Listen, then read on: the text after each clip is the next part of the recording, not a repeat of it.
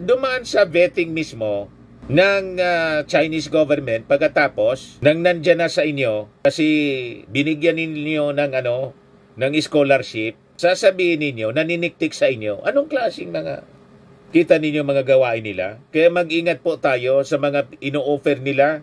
You see, binabaliktadan po tayo. Gumaganti dahil sa kanilang mga ginagawa. Ang gusto nila, wag tayong papalag sa kanila sa mga ginagawa nilang infiltration sa atin. Kasi pag gumalaw tayo, gagantian tayo sa pamamagitan nito. Aaresto din sila ng mga Pinoy at sasabihin naniniktik sa kanila. Paano maniktik sa kanila? Na yung mga Pinoy na sinasabi nilang tiktik, spy, dumaan sa vetting process nila mismo. Mga scholar nila. You see?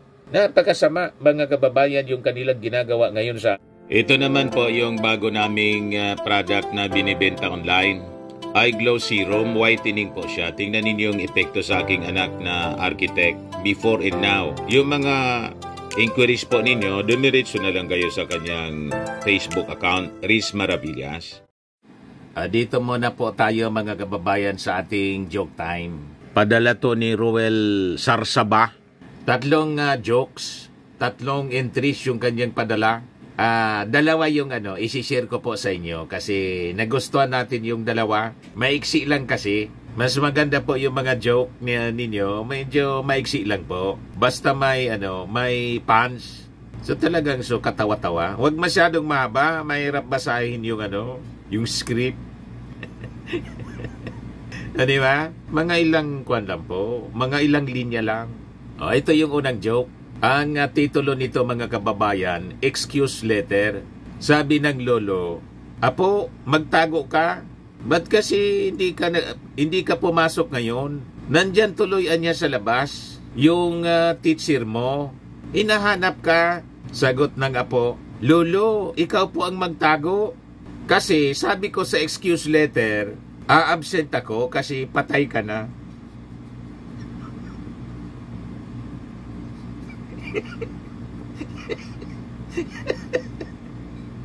Walang iya nga po. Pinatay na yung lolo.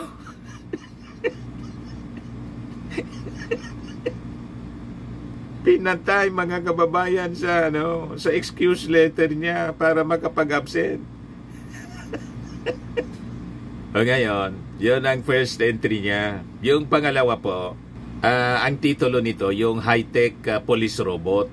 Made in US, Japan, pagkatapos yung Pilipinas. Dineploy yung high-tech robot na pwedeng gamitin mga kababayan sa paghuli ng mga masasamang loob ng snatcher. Ng snatcher lalo na RoboCop.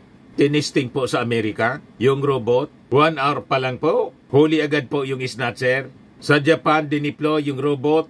30 minutes po. Remate agad yung snatcher. Huli po. Sa Pilipinas, dineploy yung high-tech robot. 10 minutes pa lang po. Na-snatch na yung robot.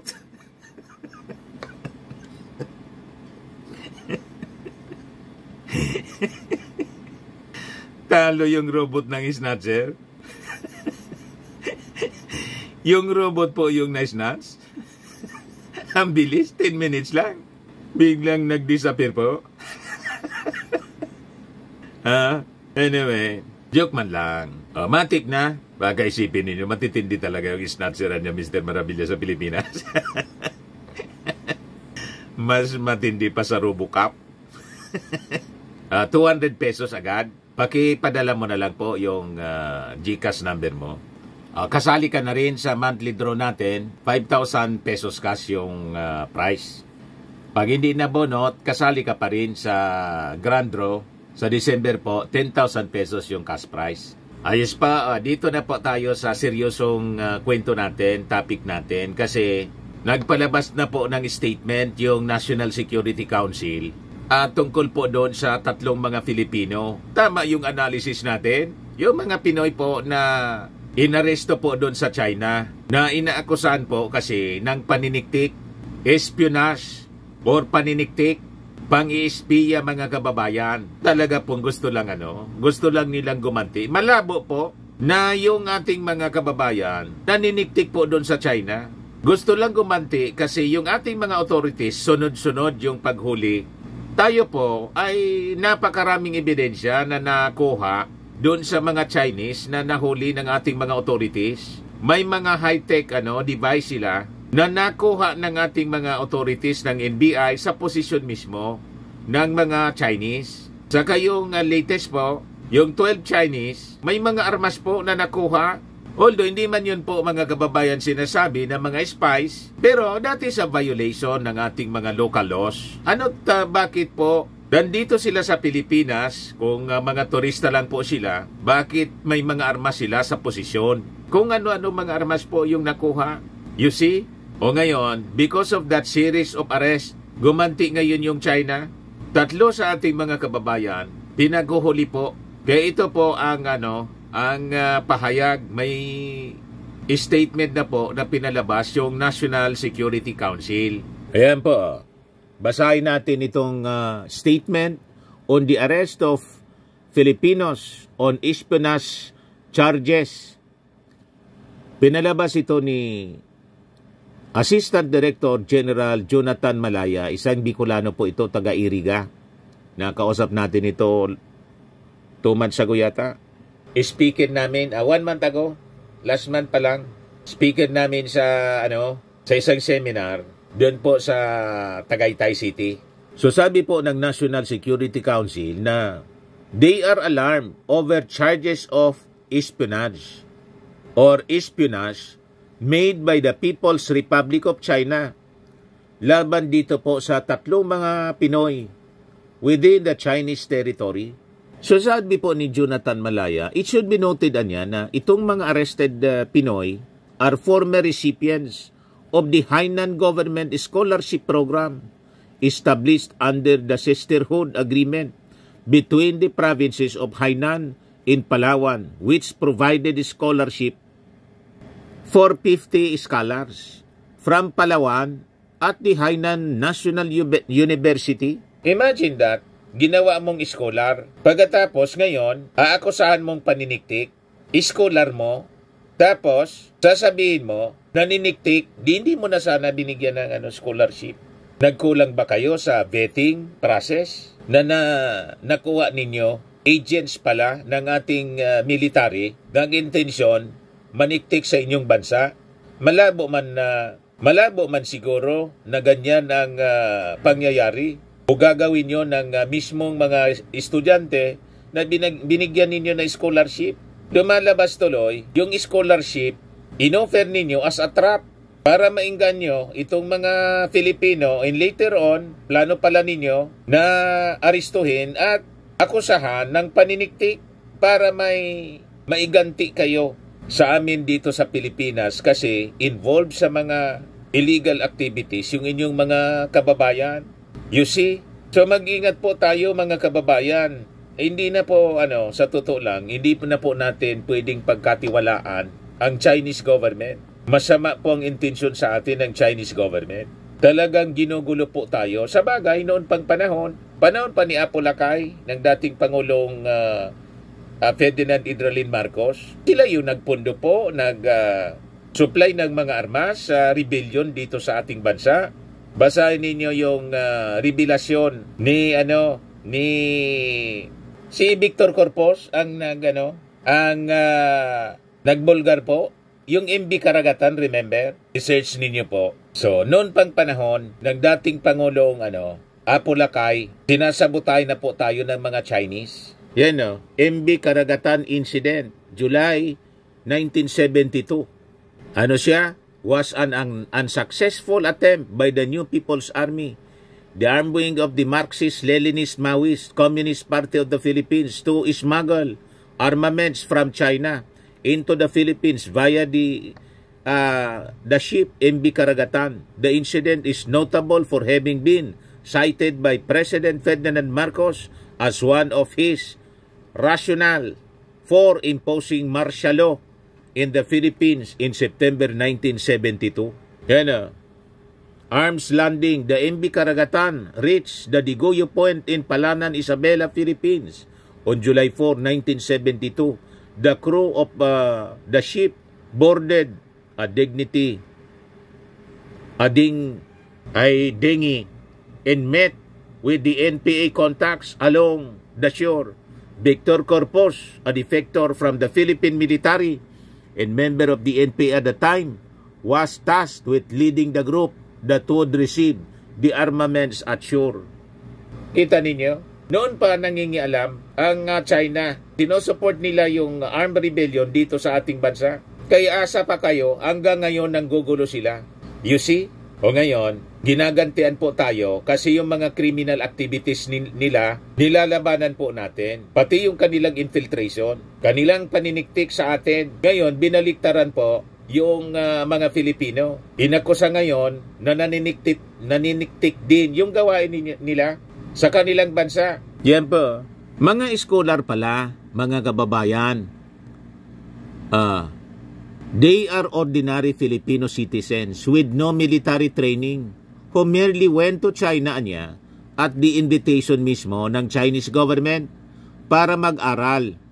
They are law-abiding citizens with no criminal records and were vetted and screened by the Chinese government prior to their arrival there. So dumaan sa vetting mismo ng Chinese government pagkatapos nang nandyan na sa inyo kasi binigyan ninyo ng scholarship, sasabihin ninyo, naniniktik sa inyo. Anong klaseng mga kita ninyo mga gawain nila? Kaya mag-ingat po tayo sa mga ino-offer nila. You see, binabaliktadan po tayo. Gumaganti dahil sa kanilang mga ginagawa. Ang gusto nila, wag tayong papalag sa kanila sa mga ginagawa nilang infiltration sa atin.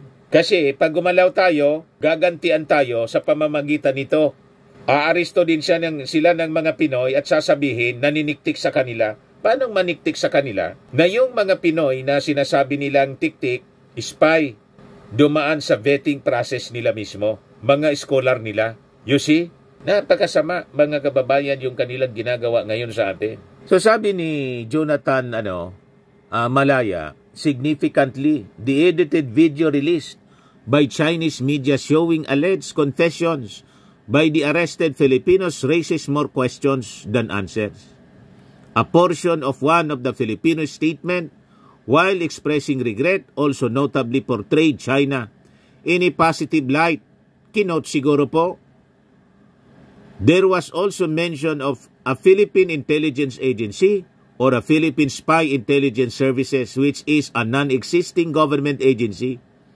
The confessions appear to be scripted, strongly suggesting that they were not made freely. Tinakot po sila, mga kababayan, para magsalita ayon sa kanilang script. Kita ninyo?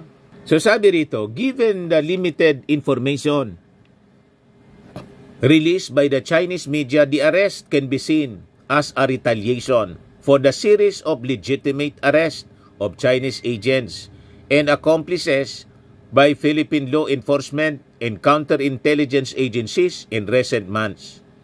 In light of these developments, the safety and well-being of the Filipinos involved is our top priority.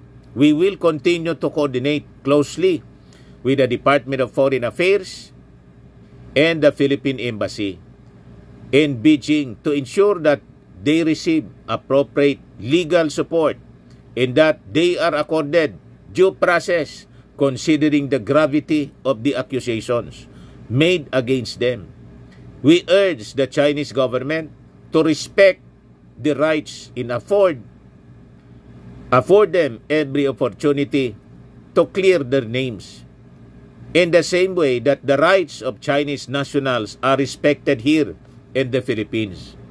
We urge the Filipino people to remain vigilant in discerning in the face of these accusations. Let us stand united in our commitment to truth, justice, and adherence to international law while prioritizing the well-being of our citizens abroad.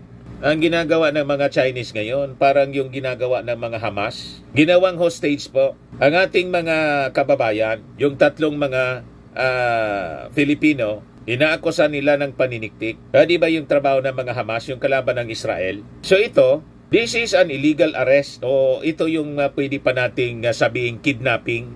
Pero yung issue kay Digong po na kidnapping, malabo po. Pero ito, pwede nating sabing kinidnap ng mga police authorities itong mga kababayan nating Pinoy. Kasi malabo na sila mga tiktik, mga kababayan. No stage sila para gumanti bilang ganti sa ating mga lawful operations laban sa kanilang illegal activities dito sa atin, tulad ng mga involved sa Pogo noon at saka mga criminal activities tulad ng totoong paniniktik.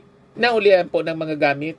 O ngayon, ang tanong dito sa mga Chinese authorities doon sa Beijing, ano yung nakuha ninyo na mga gamit sa paniniktik laban dito sa mga scholars na Filipino na binigyan ninyo ng scholarship pagkatapos aaristuhin ninyo? O, malamang, para sabihin na totoo yung akusasyon ninyo, tataniman ninyo ng mga kung ano-anong ebidensya. Pero ultimately, sa investigation po, lalabas at lalabas ang totoo. Kaya tama itong panawagan po ng ating mga authorities. We should unite. Lalo na po, huwag tayong maniniwala sa kanilang mga releases, mga propaganda. Pagaling po sa China, huwag na kayong maniwala. Kasi pagaling sa China, parang galing po kay Sara at kay Digong. Laging baliktad po ang mga sinasabi. Tulad ng latest na sinabi ni Sara na sarkasaman ang langan niya yung pagpasalamat ko. Hindi man pala totoo. Nagpasalamat kay kay PBBM. Sarkasaman lang niya 'yon. Malian niya yung reading niya sa sarkasam. Panonuya ko man lang niya 'yon. Ganon sila, mga kababayan. At itong ating programa, mga kababayan, atid sa inyo nitong ating mga sponsors. Fairmax Firming and Lifting Cream. Pinapay po sa mga pulses in affected area. Mainam po ito sa mga pains at paninigas ng mga kaso-kasuan. Ito sa mukha naman yung application, anti-aging, Automax po siya. Ito ay Glow 60, mga kababayan. Whitening po siya. Made in South Korea. Ito naman po, Ningxia Red Mix Fruit Drink. Gawa po siya sa goji berry. May anti-cancer properties po siya. At sa mga nagana po ng malinis and spacious fitness gym, pumunta lang po kayo sa aming Colossal Fitness Gym. May Grab car rental din po kami. At bills payment po sa aming office. At saka sa mga mahilig po sa mga imported bags, manood po kayo sa live selling ni Madam Aileen Rosales sa kanyang Aileen Closet po. Pati mga shoes, ito yung kanya po. Ito yung kanyang page. Kita ninyo, napakagandang mga online selling po siya. Si Madam Aileen Rosales. At cellphone number niya po, 773-798-7816.